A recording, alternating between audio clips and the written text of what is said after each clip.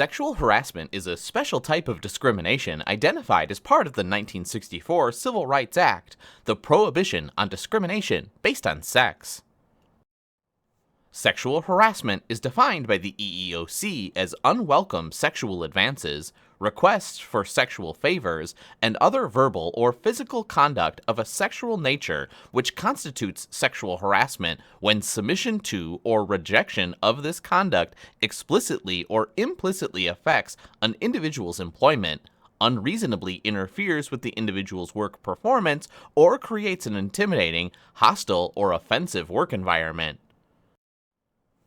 There are two types of sexual harassment: quid pro quo harassment and hostile work environment.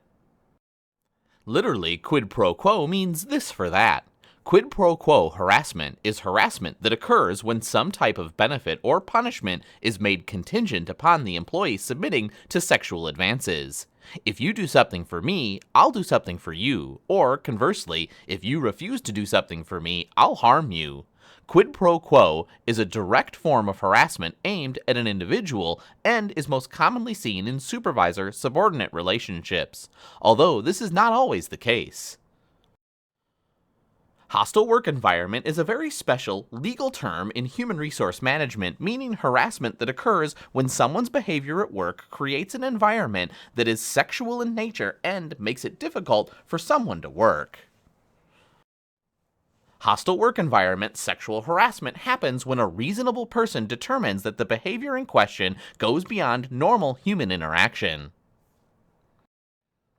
For the purposes of the law, a reasonable person is the average person who would look at the situation and its intensity to determine whether the accused person was wrong in their actions. As in other forms of illegal discrimination, the plaintiff has to only show a prima facie, literally on the face of it, meaning it looks like harassment to a reasonable person, case that the harassment has occurred.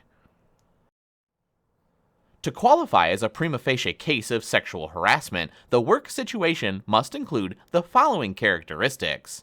The plaintiff is a member of a protected class. The harassment was based on sex.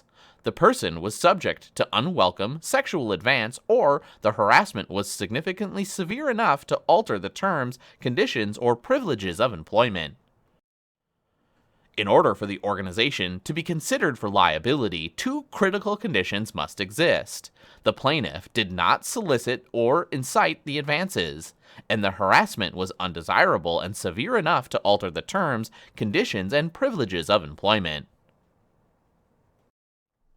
Some cases are clearly sexual harassment on the first offense, such as requesting sex as a part of the job or any unwanted sexual touching.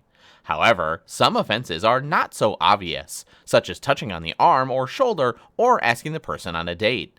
In these gray areas, affected employees should tell the harasser that they find the behavior offensive and will report the person for sexual harassment if the behavior is repeated.